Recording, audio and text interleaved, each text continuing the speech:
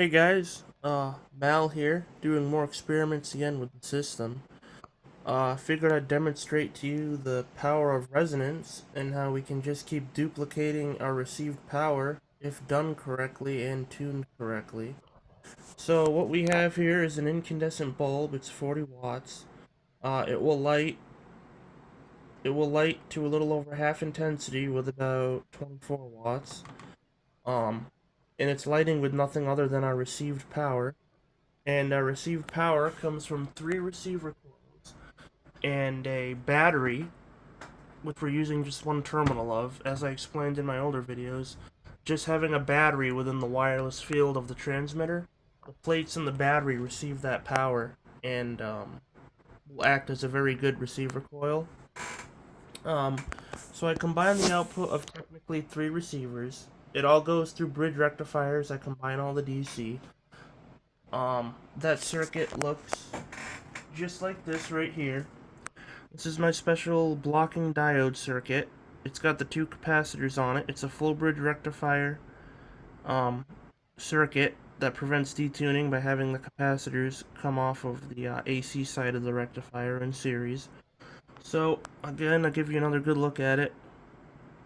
It's literally just a full bridge rectifier made out of 1N 5817 diodes with two capacitors, one on each leg of the AC side of the rectifier. So it's that simple, and doing that avoids detuning in the rectifier and gives you circuit isolation. Because a capacitor is a blocking device and the charge will mirror itself on the other end. So anyway, I will turn this on, and keep in mind when this lights, it's lighting from the combined output of my receiver coils, the combined output of my ground energy extraction circuitry.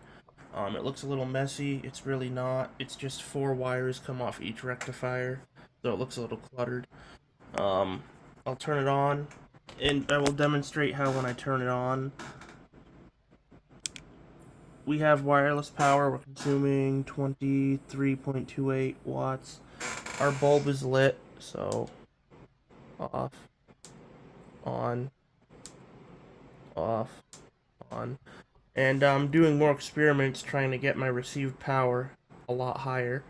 And the best way to test that is with an incandescent bulb. And this output is what would recharge a large battery or a supercap. And from that output, you would then run an inverter, or you would recharge the system. So, that bulb is a little over half intensity just from our received power. And I'm not sure if you can hear it, but the system is making a tingling sound. So we're consuming 23.25 watts, and the system is almost in a volt amperes reactive state, meaning when I disconnect the wireless load here, so the load is disconnected, our power consumption nearly doesn't change. So we're consuming 24 watts now with the load disconnected. I will reconnect the load, and our power consumption remains virtually the same. Our power consumption actually improved slightly when I connected the load, which is an unheard of phenomenon. Which tells me the ground circuitry is supplementing most of the power here. So yeah, basically this is an open system. It's wireless power, open system. There's no reason why it can't work. And keep in mind, if I wanted, the board is getting a little cluttered because I'm upgrading it. But keep in mind, if I even wanted, I could add this receiver coil here. Just put this guy right here. That bulb is still lit. No problem. This is just another receiver coil. You'll put this here. Still consuming 23.28 watts. This meter is set for current. I'll put this right in view here. And I will show that touching this will give an output. As you see, we do have an output here. 45 milliamps. And our bulb is not degraded in any way whatsoever when we short that out. And the voltage at that coil is probably about 24 volts. and our short circuit current is about 45 milliamps. And again, there's no load felt on that. So, I'm demonstrating to you the power duplication phenomenon. And if I were to earth ground a certain part of this, you'd get even more power for free. So, I'm demonstrating the undeniable duplication factor of the power when you work it properly, and that's getting hot. So that's probably about 30 watts there, maybe 25 or 30 watts. And we're only using 23.28. And keep in mind, I can add more. I can get more power to this bulb if I wanted, with more of this ground extraction circuitry, or more receiver coils, or a mix of both. And I'd probably get 2 or 3 amps here at like 60 volts. So, I'm demonstrating to you that effect. And keep in mind, while that bulb is lit, I still have phenomenal wireless power that isn't degraded in any way. And I got the range. I still keep the range. So, figure I'd demonstrate and show that. No degradation. Not even a load placed upon it whatsoever. So I'm demonstrating the remarkable effects this thing can do. Oh, another thing I'll show real quick is, watch what happens when I remove the connection from just one plate of the battery up here. Because this battery, the plates in the battery are acting as a receiver.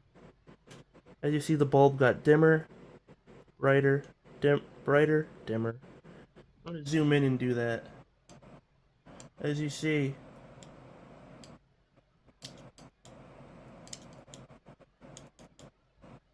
as you can see, just connecting and disconnecting from the, just one terminal of the battery will cause sparks. So this is really one wire power, earth energy extraction power, and receiver power. So that's what that shows. Doesn't place a load whatsoever on the source once you know how to tap it properly.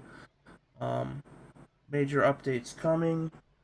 Hopefully you can see that it's a 40 watt bulb right here.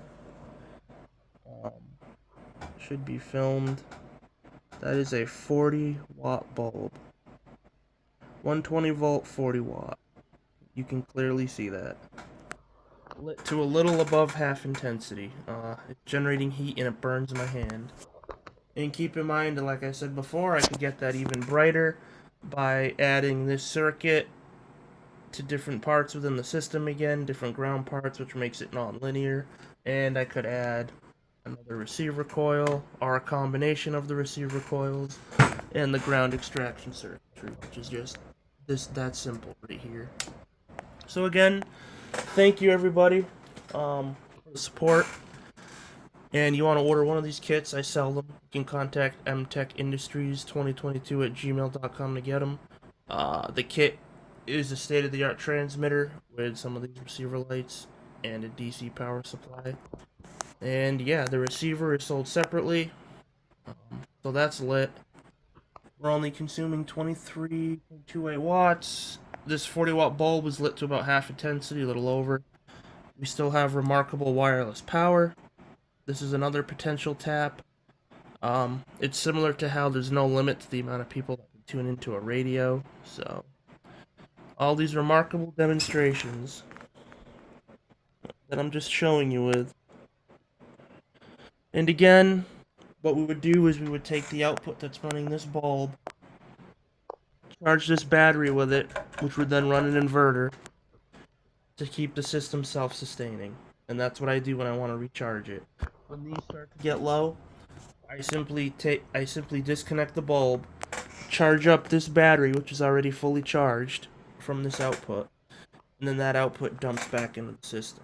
So that's how that works. And thank you everybody. I'm trying to keep this under 10 minutes. And again, I'll demonstrate the fact that when I disconnect the load, there's no change. There's virtually no change on the input. Our input power to the transmitter actually goes up by half a watt when the load is disconnected. So, load disconnected, our input is up by half a watt. I will connect. Load is lit. Input power drops by about half a watt. So, that's that. and take care, everybody. As you see, the system is off, and yeah, that's that.